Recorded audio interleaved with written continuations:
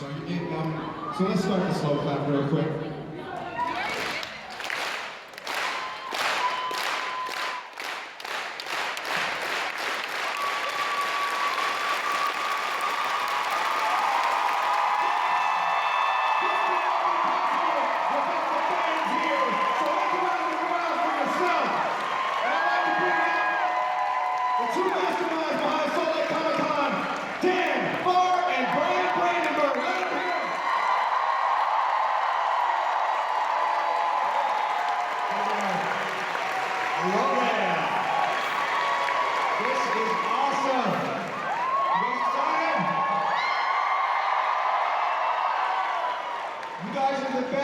The best fans in the world. We've been killing them because you guys. Thank you. We're not going to take much time, but I just want to tell you, it's so fun to watch our next speaker here in a minute.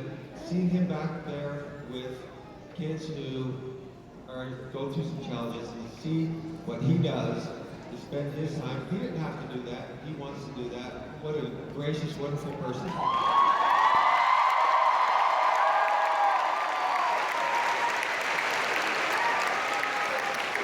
First of all, I want to thank you guys for helping us break the world record last night.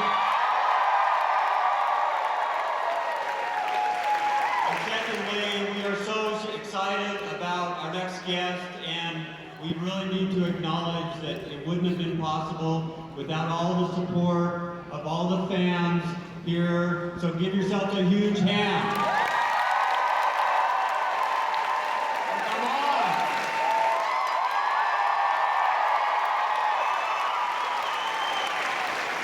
It's with great pride that we bring our next guest, and we're going to show you a little video in case you're not familiar with his body of work. So let's roll that.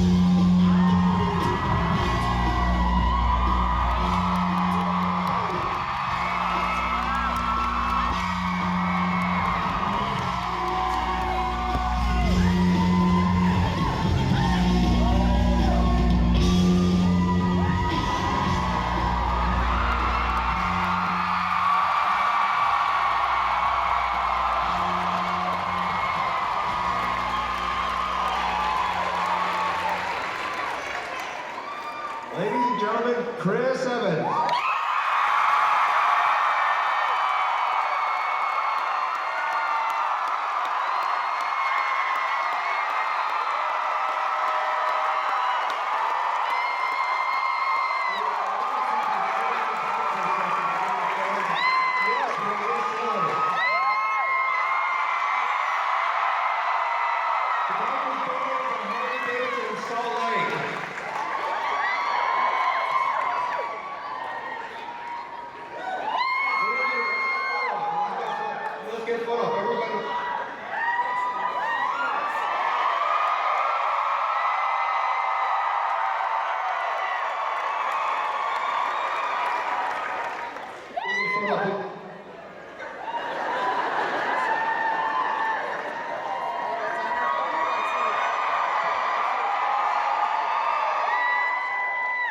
There's somebody in the back that wasn't smiling, I can tell.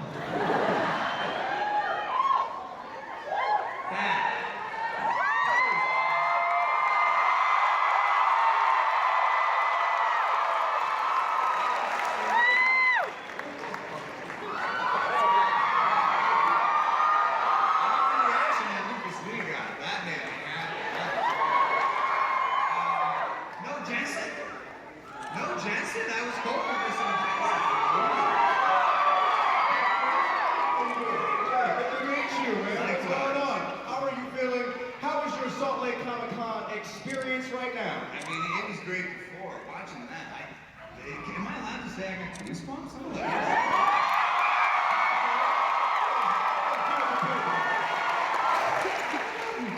that was so cool. Yeah, it was great. That really made me happy. That was great. That was great. It's really cool for you to be on my left right now. It's cool for you guys to be in front of me right now.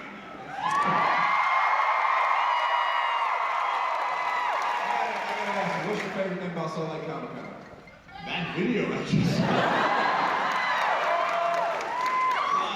It's been being able to interact with fans. I've done Comic Cons before, but they're very, it's usually, it's work-based. You're promoting a film, it's for a specific reason, so you're really rushed around. But yesterday, just getting to sign things and take pictures and hug people, and it's, you really, you feel the love. Yeah, but it was so nice. Everyone just kept asking, like they were asking for like money, and I was like, nice, you're an amazing man. You are all welcome to hug me today.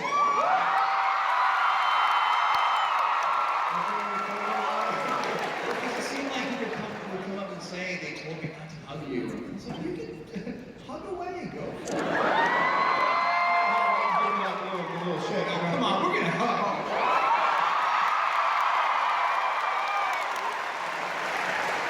One single thug tear is coming down right now. So let's announce the elephant in the room. And, Civil War. Civil War. What can I mean? There's not much you can say. These movies are tricky, Marvel. Yeah. Everything's so hush-hush and lock and key, but I mean, I have a real deep love for the Russos. I've loved all the directors that Marvel has found, and they've all been phenomenal. There's something about the Russos that I personally really respond to. And it's tough to know, because you're watching stuff and things change so much along the way, but all the footage I've seen so far, God, you don't want to say, you don't want to jinx it, but I feel like it's the best one.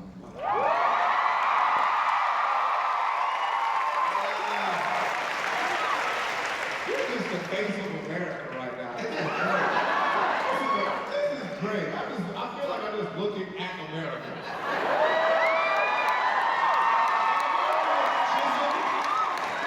No, America's not chiseled right now. America's about to start. I can't tell you how many times yesterday, it's tough to hear when people say, I thought you'd be bigger. Have you had a chance while you're in Salt Lake to try fry sauce?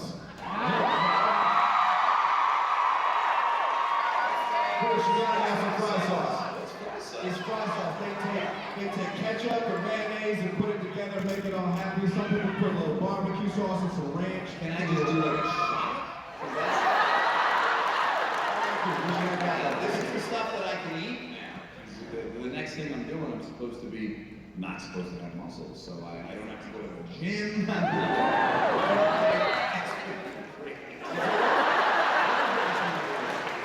I'm doing a movie called Gifted with Mark Webb directing it. It's a really beautiful script, but I play, a former philosophy teacher. It wouldn't make sense to be 190 pounds. So I'm cutting weight, so don't tell me I look small. I know I look small. I'm not happy. Yeah, to cover up how small I am. You're getting into your philosophy, bro. That's right. Very educated. So what makes you feel like you just wake up every morning look in the mirror man. You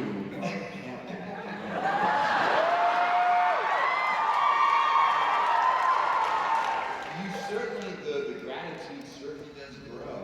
When I first started this job, I was really nervous about it and really apprehensive. And, for some reason, I think a lot of people do this in life. For some reason, you manage to only focus on the negative. I don't know why that's a human trait. It's too bad. But that certainly was the first couple films, kind of trying to process how this could hurt me, how I could not handle this, how this could be a mistake or a regret. And now that, had a few movies, and it's been nothing but positivity. You know, I said on the by Cap 2 or Avengers 2, somewhere in there, you really start settling in and appreciating it, and now it's just gravy. I'm so happy. I feel like I leak gratitude. I'm just so, even like this, that's why I was getting goosebumps backstage. Not because, you know, I think I'm a man. It's because you're so thankful. You're just so thankful.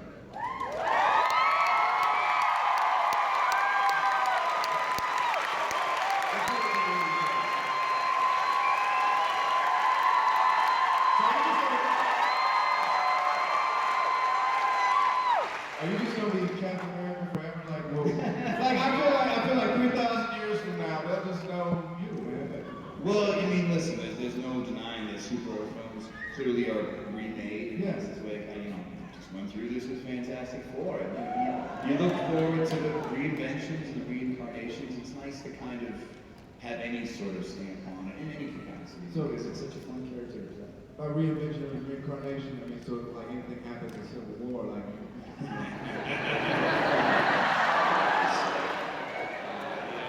know I can't give you any Spoilers? Gotta try. You don't ask, you don't get. You know I can't give you And so, I do want to. I know there's a ton of people that want to answer some questions. So I kind of want to turn it over to those folks that have been patiently waiting. Sure. Like all of these people.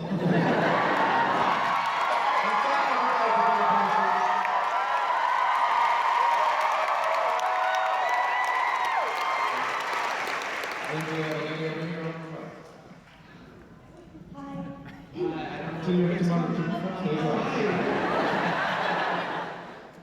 played both Johnny Storm and Captain America. Who is your favorite superhero? So tough. To play, you mean? To play? Yes, okay. God, it's tough. I mean, there were different parts of my life. You know, when I did Fantastic Four, that was very early in my career. It was the first time it was a movie of that caliber. So I think the excitement I took to set every day was maybe different than Captain America. By Captain America, I was just a ball of worry. Fantastic Four, I was an idiot. You know it. And in that regard, he was also a character, you know, Johnny's. It's not good to say that as a man, I'm probably more similar to Johnny.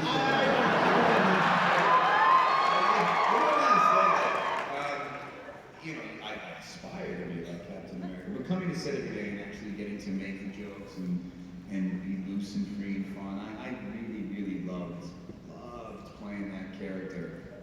So in that regard, I have a real soft spot for Johnny Storm. But like I said, even though in the beginning of Captain America, I was riddled with foolish, regrettable insecurity. Now it's become something really special because I actually think you can, the ripple effect of who Captain America is and what he is far more impactful and broad than what Johnny Storm could ever be. So I've fallen in love with Captain America.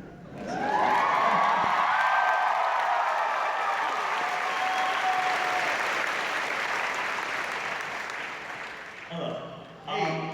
Hey Chris. My question is if you were Captain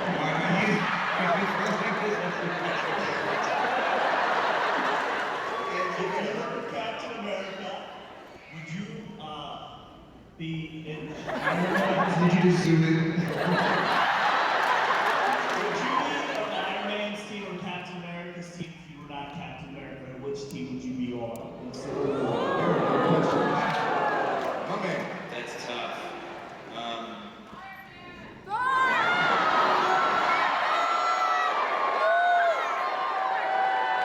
That's such a tough call. You can take a step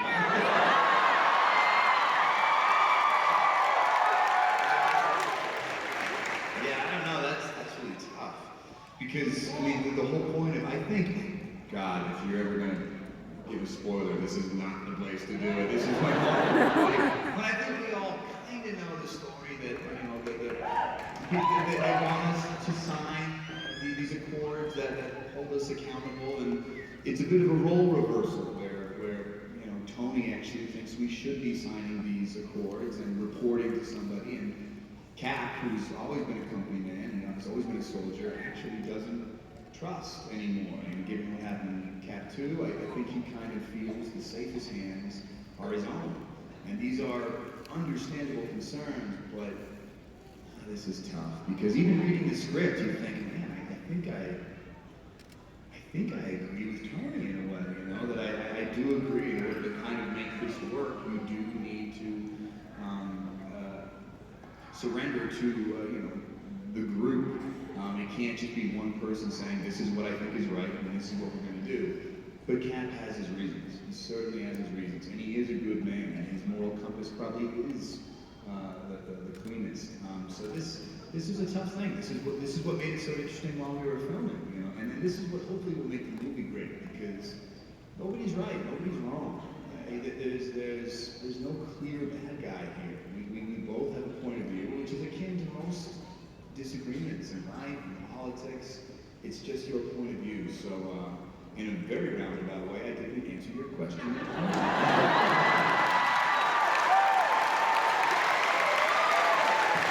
I've heard this whole Marvel question thing.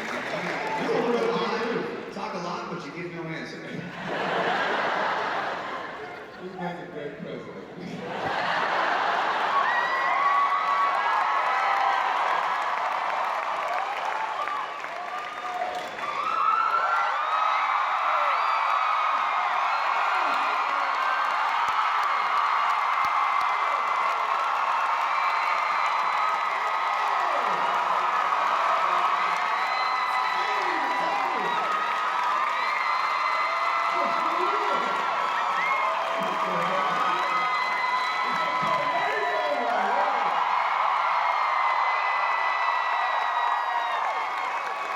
Right there on the television.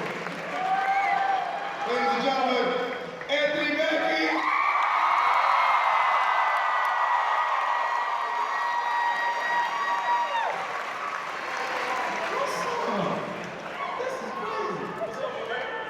You know, I'm just chilling, living. I'm reading your tweets, Tony. You want to start there or you want to go somewhere else? Nah, you want to talk about your tweets? Okay, no, man. I cosplayed as him one time. Yeah, so I was appreciate it. I had no blueprint for the rings. Yo, I just want you to know I've been reading your tweets. It's really get real when somebody tell you, oh, I read your tweets. I know what you're saying. You got to be real, man. Go tell my mama. Oh, man, thank you so much for being here. Okay. I think I know some people that want to ask you a question real quick. I know this young man wants to ask a question real quick, so if you don't mind. Look at that outfit. I love it. My name is Connor and I'm 7. I have an acting job What advice do you have for him? Because, like you said, he has an acting gig coming up. He's 7. He's been acting for 2 years, and he gets to do a fight scene. And you're an amazing fighter, and he would love to learn some tips and tricks from you on how to do a great fight scene.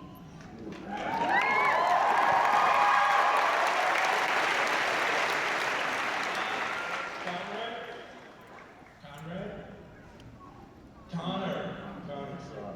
Don't hit the other person first.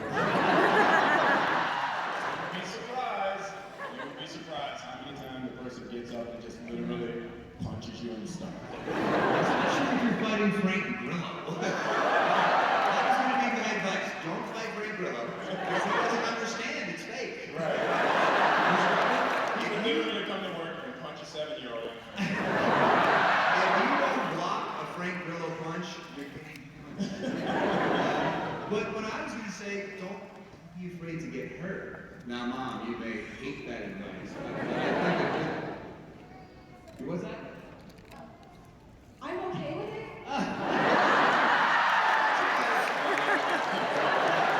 No, I support that. Because listen, you get out what you put in, so make sure at the end of the day you didn't hold anything back. It's a workout all day doing fight scenes, but really don't be afraid to maybe get hurt. Sometimes that happens in fight scenes, but at the end of it, you're going to be happy with the final product. If you hold back, you'll see it on the screen. So go for it, Connor. Go for it.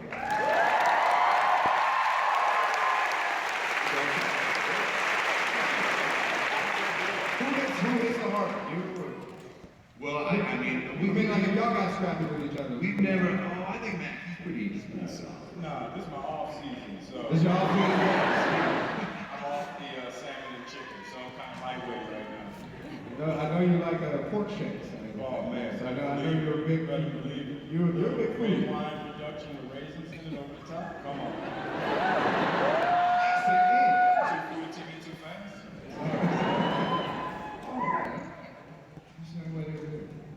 Hi, my name's Sam, and to Chris, I have a question as far as you talk a lot about quieting your brain noise. How the heck do you do that in an environment like this? You know, it's really funny. I said it earlier. It's funny, trying to quiet your brain noise can almost induce more brain noise. It's a very tricky thing to kind of adopt because we're not taught this at a young age, trying to quiet our brain noise. So those muscles aren't developed, and it's easy to kind of, in the attempt, get lost in this little cycle of more brain noise. But one thing, it's almost not a cheat, but a shortcut.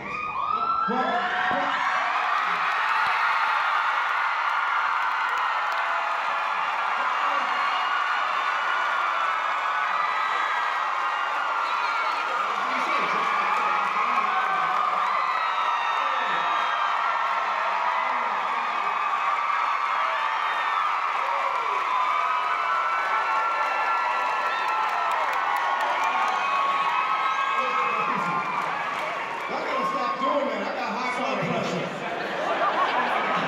I'm gonna be selling this at my signing booth, so it's at the auction. You can have the personal bracelet of Haley Atwell.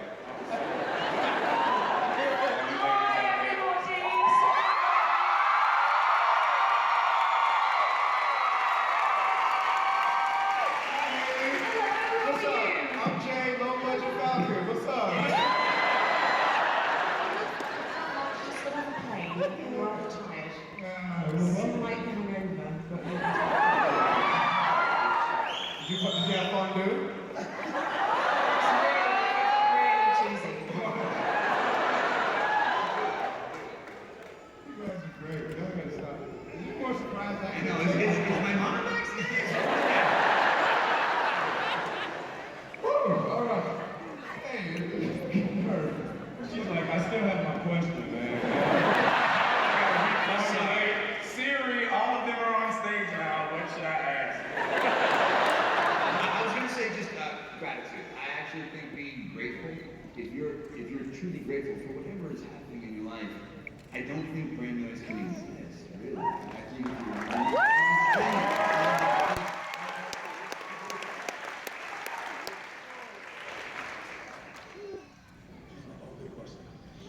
that sucks.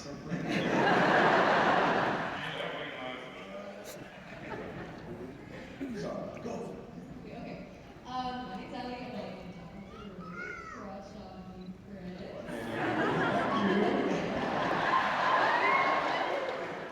Okay, whatever. I was just wondering how you would handle your anxiety. It's tough. It's almost like an anxiety-inducing question.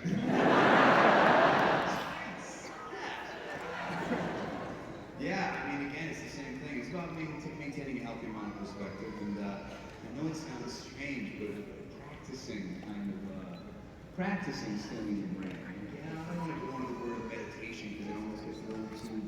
Some people get shut off when you hear that word. It's a little too new agey, but there really is something to be said for the actual practice of taking 10 minutes a day and actually practicing, just kind of quieting your brain. Your brains are so noisy all day. That's a very noisy word. It doesn't shut up sometimes. And it's just like, dude, your brain is. And you gotta give it a break. If you can give it a break every day for a little chunk of time, that's actually a muscle that will start to develop. And when those waves of anxiety start happening, you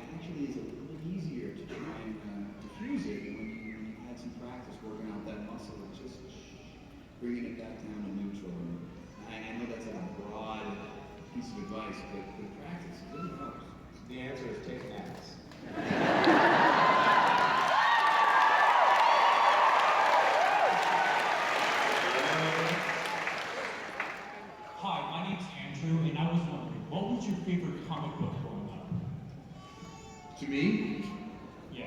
I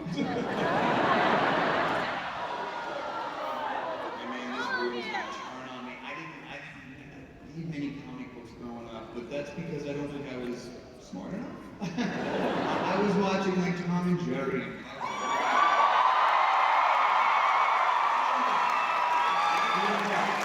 I really look at comic books as a very intelligent medium, and I think I was a little too lowbrow to process those complex plot lines. I wanted to see like Bugs Bunny beating up Daddy Up. Guys, Still do. Chris, they telling me that you gotta go, man. I gotta go. The TV just told me that, man. Oh, it's time for Chris Evans to exit.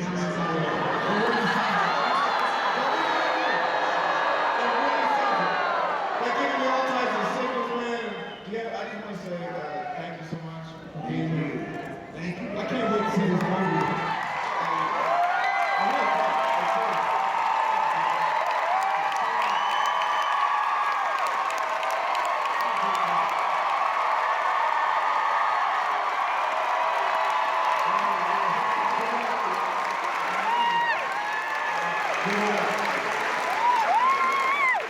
Yeah, we're gonna rotate. We're gonna get the seats rotate. These guys in? Oh yeah, they go.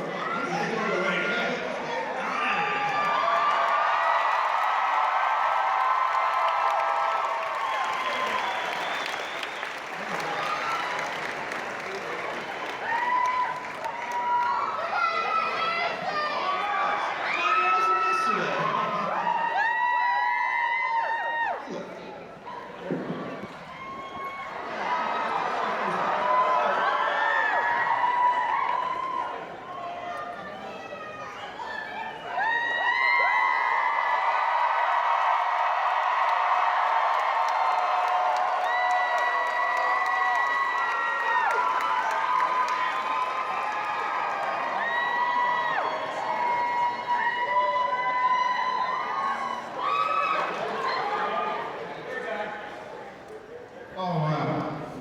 Oh All wow. right, everybody needs to leave now, because this is about to get good. Wait.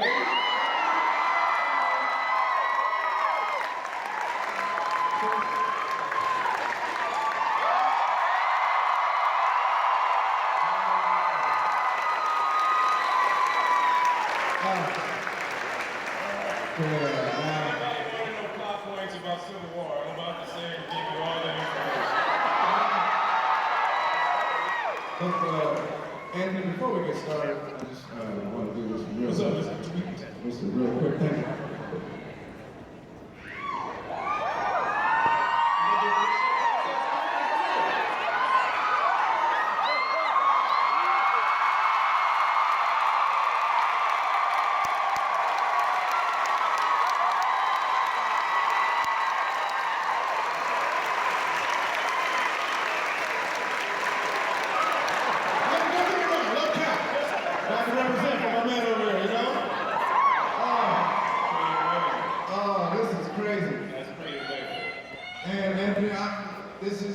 Thank you so much for being here, man. This is great.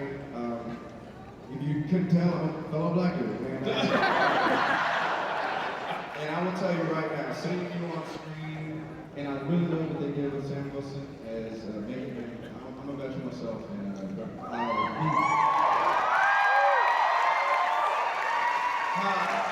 how your character Sam reaches out to the veterans, and that was something that I didn't expect to see, that I really loved it from a veteran standpoint, and I know my fellow veterans will agree. That's something that is very important. So thank you. I love how it It's something when it came up in the idea of the character, you know, the Russos brought it up, and I was like, that's a great idea, because it's something that I do in my personal life. I try to go to the bases, like in Bahrain and Djibouti, and it's really cold. Djibouti. They got a new cafeteria that is gangster. And, you know, like when we did Abraham Lincoln Vampire, we took the movie out to the USS Abraham Lincoln and reviewed the movie on the boat in the middle of the Persian Gulf for 3,000 soldiers. So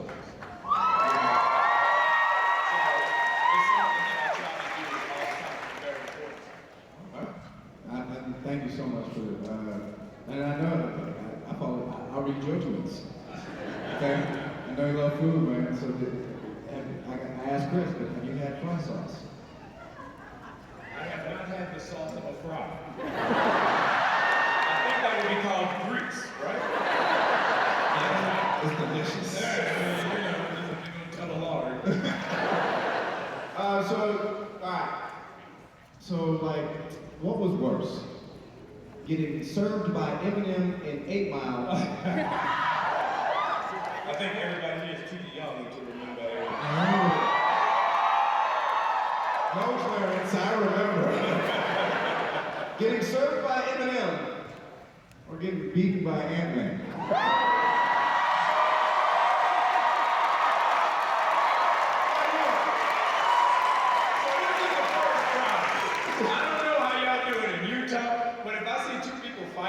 And one dude gets more punches in than the other dude, that dude won the fight. And beat you up. I'm like, I hit him more.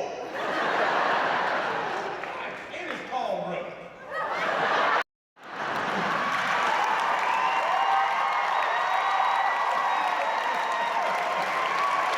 Now, but getting served by Eminem was the worst. But, you know, I was 21 years old. That was my first movie. I had per diem. What? If you don't know what per diem is, Exactly. that's a whole different. I mean, it's like they come to you on Tuesday with an envelope and they're like, sign this. Sign what? Well, this is your per diem. This is your money to eat. I'm like, oh, that's crazy because we have food on set. They're like, no. This is your other eat money. Who's other eating So money? I'm like, who eat that much?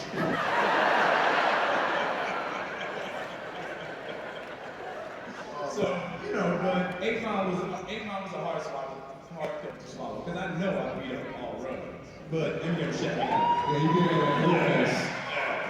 Yeah. Sure. Yeah, man, it's ain't no such thing as halfway crooks. Halfway crooks. Half of y'all don't even know what we're talking about right now. This is great.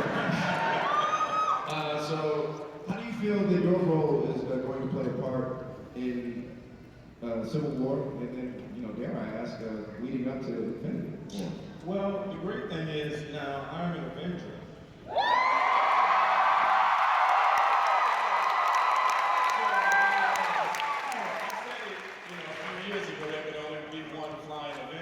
And now we got rid of Iron Man.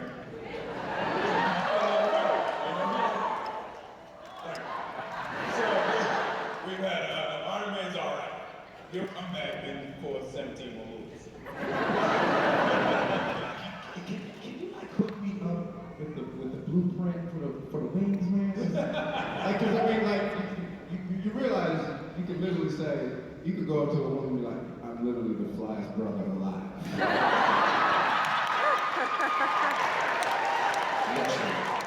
The sad thing is, I can also go to a woman and she'll see my wings are 3 feet long and she'll go, oh. I'm sorry, they'll grow. Because girls do that. We're such mean people. mean.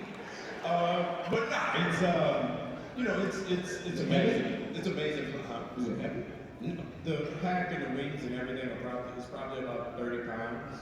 But it's all, we have the stunt pack and then we have the real pack that we use for running and stuff like that. But, you know, all the wings are CGI. It's usually just me on a bunch of strings trying not to run into walls. Literally.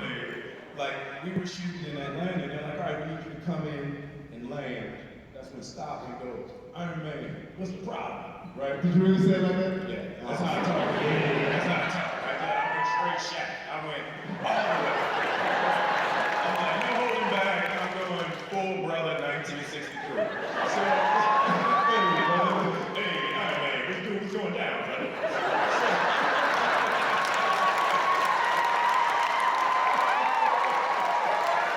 It's about to be a real shakedown at the beginning.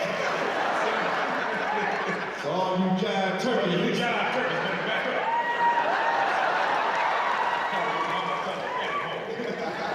So I come in hot and heavy. They pull me up, and they do this every movie because everybody enjoys it. They put no, trust me. The stunt man goes up like 10 feet off the ground because he tests everything out. And I have an amazing stuntman. If anybody in here needs a stuntman, he does everything. Asian, black, he does everything. Right?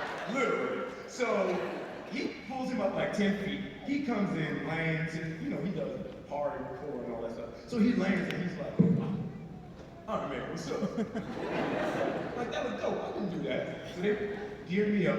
They pulled me up 40 feet off the ground. So I stopped and I'm like, yo, homie, this definitely ain't what we rehearsed. Right? So they let me go, and it's a complicated system because they have to let you swing, but also there's a dude like 50 feet away from you with a rope that's slowly lowering the rope so you get closer to the ground. Nah, my stuntman is like 150. I'm 192, 5'11", pure chocolate. You know what I'm saying? So there's a weight disparity in there, So I'm coming in and the dude like I'm dragging him, and literally I come in, I try to put my feet under and I land like this. And I eat so much Atlanta dirt. Like I just land on my face. And I get up and I'm like, Iron Man, what's up?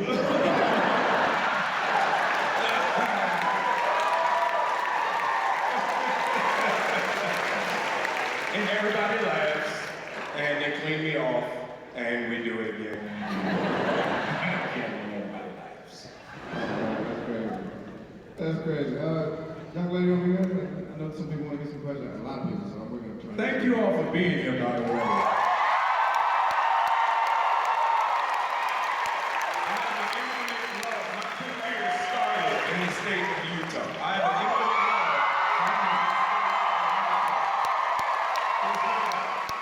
Just know that. You was out here back there? Oh man, I kill it out here. He was going to protocol. I walk every all day and day. I get fly fishing in Utah. I catch my brown trout in Utah. I'm a Utonian. That's actually a thing. Utah. Utah? No, that don't sound right.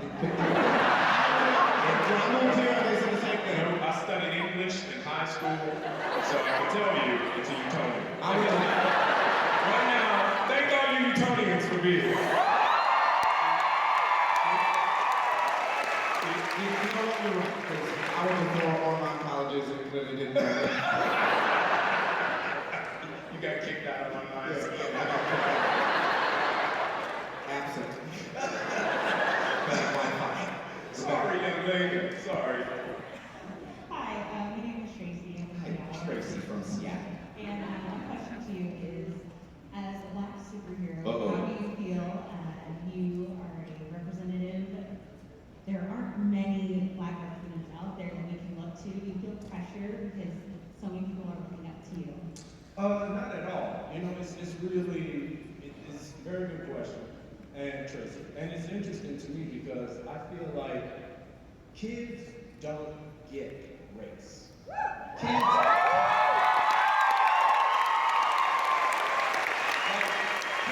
don't get boys are this and girls are this. I mean, I tell my sons every day, stop hitting the girls. And they literally just keep fighting girls. That's not what they're taught.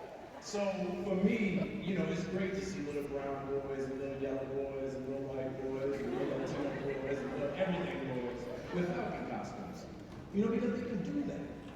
When I was growing up and I saw Superman, I was like, dang, man, can't be Superman. I'm gonna just be super brother. It's like, I think that's important. We preach so much to kids that you can be anything you want to be. And then we follow it, except, and we have to leave that except off. Because I think that's where we're being respected.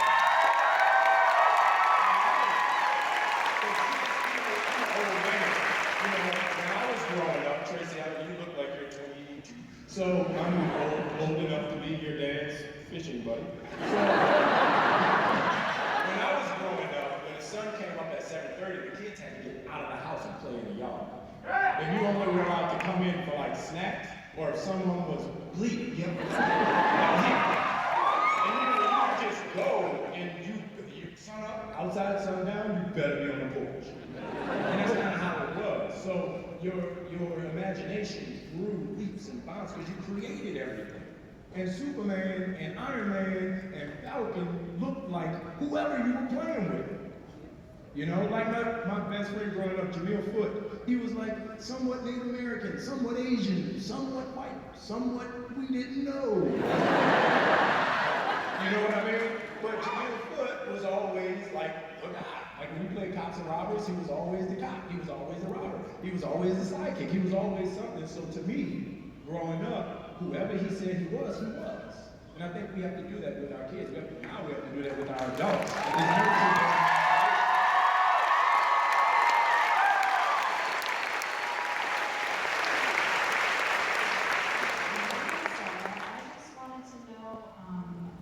How you were able to represent the mental illnesses that Sam had because he was a veteran, if you were able to pull that from the script at all in the movies, if we're going to be able to see more of that in the future. Great question, Sarah. You know, and correct me if I'm wrong or if I'm speaking out of turn or just punch me in the ear. No. PTSD is, yes, I'm hoping that's what you were speaking. As far as the military, the most common illness is PTSD, it's post-traumatic stress disorder. And it's really amazing because it's not something you see. It's not like, oh, I lost an arm. It's just something that is triggered, you know, and a lot of times you never really know what someone is going through. So I realized the biggest thing we can do for vets is just listen. Because a lot of them just want someone.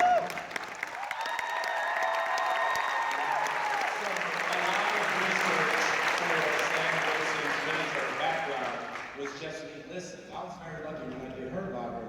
I did tons of online military research. I was emailing guys, I was going to blogs, I was doing everything. And I'm still in contact with a few of those guys. So they put me in touch with more guys and more guys. And you know, when I go to bases and premiere movies and talk to different soldiers, the idea of being alone is something that's very present. You know, it's even when you're away from home and you're in the Middle East and you're on this base and food sucks and people are mean and it's just you're alone, you're isolated. So I think the biggest thing we can do for a soldier in any way, shape, or form, even if you don't understand what they're going through, just let them know they aren't isolated. And even if you don't understand,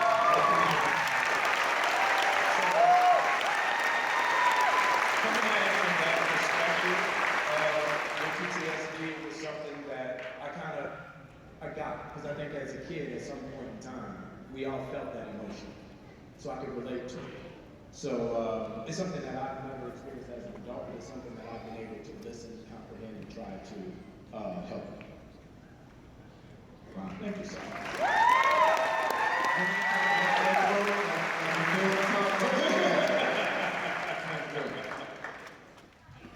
So Sebastian and Stan yesterday said after Steve gives up his role. What do you think about that? Did he say he'd rather see Bucky than me?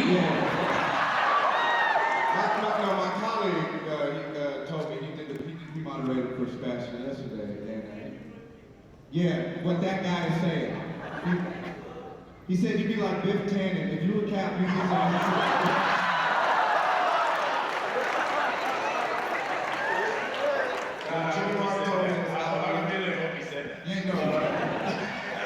and he also told the audience to not call me. You know, to be honest, I've been very fortunate. I've done a lot of movies. I've worked with a lot of people. I don't think anyone will be able to give Cap the respect and dignity that Chris does. I think,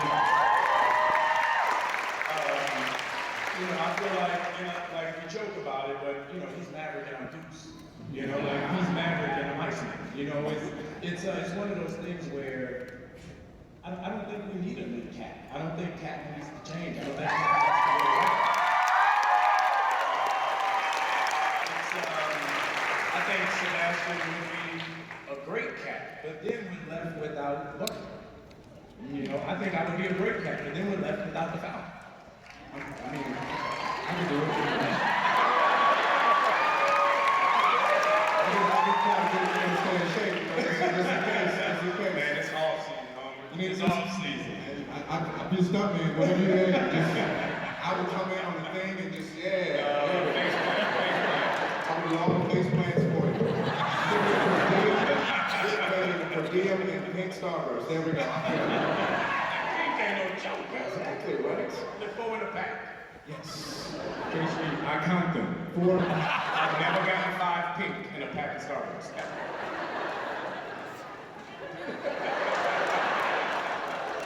I'm sorry, young lady. Nice t-shirt. Oh, yeah, that's She's looking at us like, I don't speak jive. Sorry. Most of them are giving jives. Hi, my name's Jennifer. I was just wondering if you could switch roles with any of your fellow colleagues in the Marvel team, who would you switch and why? How would you play their role differently? Oh, wow. That's good. This is how I get caught on the internet. I know you do. Oh, man. Bernie. I would switch with, You've heard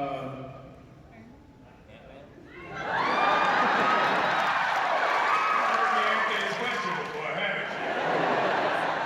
No, I would switch with Mark Ruffalo. I grew up a Hulk fan. When I was a kid, Lou Ferrigno was my dude. I went through this phase where, I would just dress up in green and try and hit people. You should say that more. Yeah, that was mine. But I would definitely be the Hulk, just because it's. I mean, the Hulk. The Hulk going to a restaurant, like, which one? Give me everything. The Hulk, a Hulk coming up to you, hey, baby, what's your phone number? With anybody in the universe. She's like Smurfette. And she's the Hulk. The Hulk, big green dude, angry complex. Everything is wrong with this dude. She's like, I like that.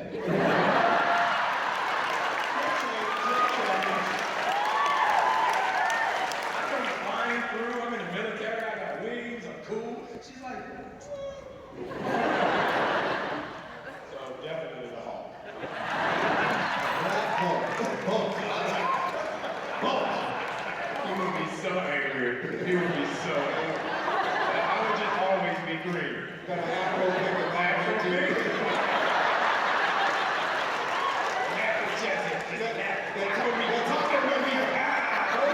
Taco meat, that's what black people call our chest hair. Because it looks like curly taco meat. What it look like? Don't want to talk about it. Not ground turkey, not ground chicken. Taco meat. Sorry. Yeah, let's see her sign taco meat.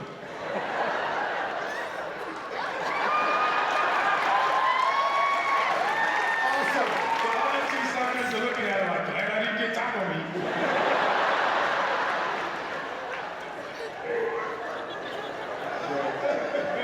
Sorry. My name's Heidi. Hi, Heidi. Falcon has quickly become one of my very favorite. Turn down for what? Unfortunately, Captain America's strength is far superior, but Are you serious? in real life, and you can be honest, because he left. Who would win in a foot race or an arm wrestle? Me.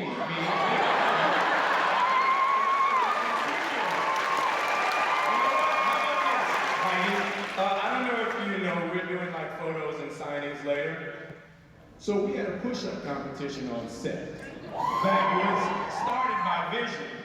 And I'm like, yo, Paul, that's not real, homie. Your gym's not real. Because I'm gonna help you with your push-ups. I'm on my chicken and salmon. Don't do it. So he does his 62 push-ups. I'm like, all right. So then Chris gets his camera, does his 70. I'm like, wow, 70 in one sitting. That's a lot of push-ups. Everybody on set gather around. Everybody gather around. We're gonna take a break. I want y'all to see something. when I got through with my 85.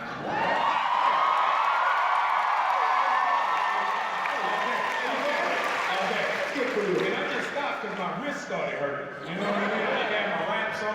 There's a whole lot that goes into this. So I would definitely, you know, I got Captain Smallass. I got it.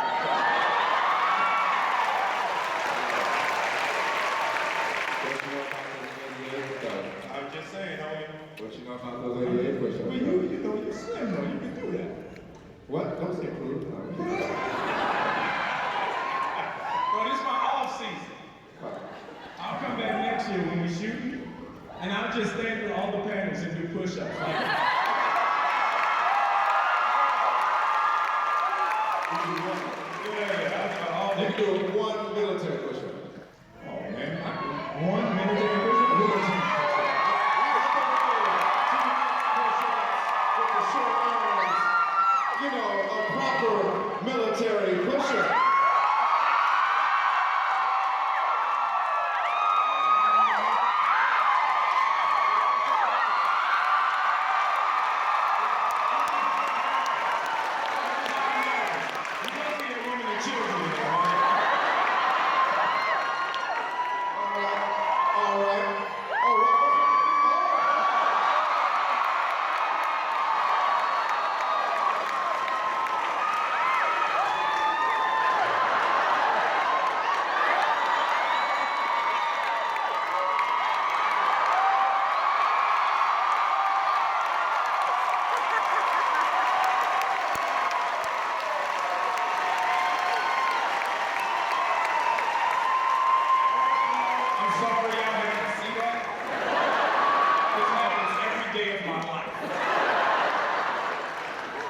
Sorry.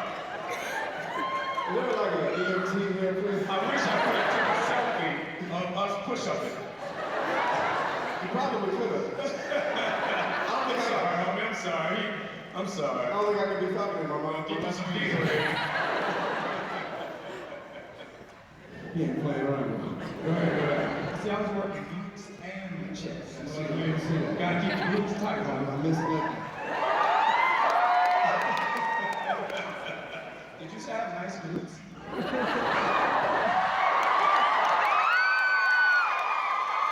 those of you who don't know what a glute is, it's where my wallet fell out. Oh, the Djibouti. It's Djibouti. It's Djibouti. Okay. So I hear you're pretty goofy on set. My question is, do you have any stories about having to transition from that, like making people laugh and being crazy, to suddenly dramatic all of a sudden? Can you tell us about that? You know, it's really funny what Chris was saying. I think that's more of an actor trick, just to give yourself a moment, quiet down. And because, you know, as an actor, what you do is, for me, I do all my homework before I start shooting. So I read the script, I know where I'm coming from before every scene, I know where I'm going after every scene. I have my music for that scene, I have my imagery, all the stuff to get me into that moment at that time. So, you know, I pull pranks, I make fun of people, I make fun of myself. But when it comes time to get serious, it's usually, you know, I have a switch. You know, I put my music on, read over my scene, and then I go into it. But it's all about taking that quiet time for yourself. And it's not like Chris was saying, it's not so much a meditation, as opposed to taking that time for yourself, in which, you know, when I'm not acting, I still do that. You know, that's why I come out here and fish and stuff like that, because it's really just that quiet time where you find and get to know yourself. And as an actor, every character you build from yourself. It's a lot hard for me to watch actors that can't play a real person. You know what I mean? Like, yo, homie, why can't you play a dude that work in a gas station? Why you got prosthetics on every movie, homie? You hiding, you faking, you be faking, you be faking. You know? So I just try to take that time for myself before and after you see me. Thank you for your question. That's a Good good question. I'm a really big fan of yours. Thanks a lot, man. I think you're really awesome. Yeah, man. What was your most favorite memory of playing Falcon and hanging out with like Chris Evans and Sebastian Stan and Haley Atwell and all them? and that's why I said earlier, like, I would love for Chris to always play Falcon because, and Sebastian always play the Winter Soldier. Because we're like a bunch of friends on set. Every time somebody shows up, it's like, yeah, you know, the crew's the same, everybody's the same. So every day, imagine every time you went to work, it was like going hanging out with your friends and getting paid for it. You know? So I feel like if it ain't broke, don't fix it. And there's so many DC movies that are broke.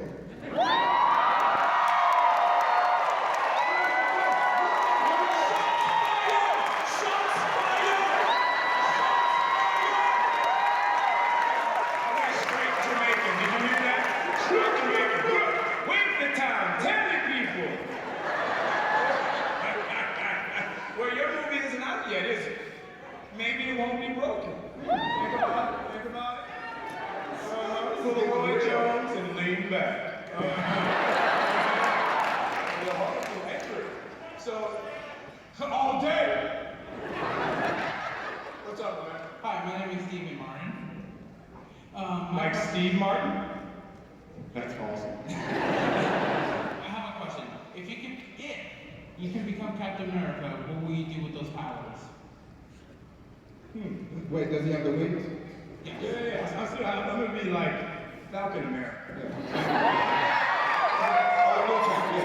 Or I've been working on it like Cat Fowl or like Falcon. See what I mean? Hashtag Falcon.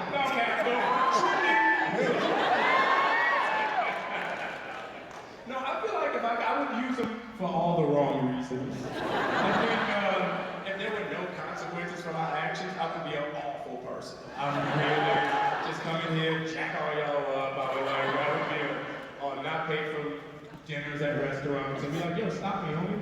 It's just, I would be an awful person. I would be the worst superhero. You ever seen the movie Hancock with Will Smith? I would be that guy. With wings and a shield. I would be that guy. Wings and a shield, you'd be great on the Ultimate Frisbee team. You just Flying around with an ultra. What up, homies? Over there. Hi, Elvis. Hello, beautiful. So when it comes to Marvel movies and comic books, a lot of storylines might not go in the direction you think they would. The answer is yes. What storyline would you change if you could rewrite it yourself? For me? Or for anybody? For anybody.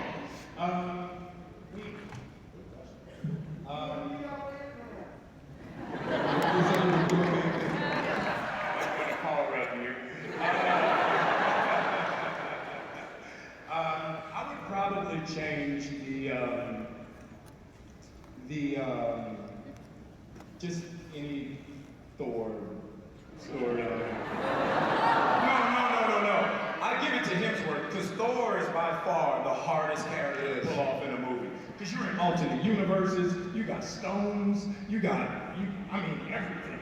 So I just wish Thor was like just a regular handsome dude from like California that just pick up a surfboard and hit people all the time. You know what I mean? Because every time we go into space, I'm like, oh man, Thor, dude, daddy issues, brother issues. What, is your brother dead? What's up with your brother? I just want simple Thor. I want retrospective Thor. I want Thor that works at Starbucks, and when he gets off work, he goes and beat people up. Wouldn't that be a great Thor? You get the back chance. How do you want your muffins? Damn, Thor toasted. Gluten-free. You Thor? Man, Anthony, the TV is telling me that. Oh, yeah. Don't stop blaming on the TV, because I don't want people to think it's my fault. The TV is telling me. It's quite a nice TV. Yeah, I don't want to mess up my per diem, guys, so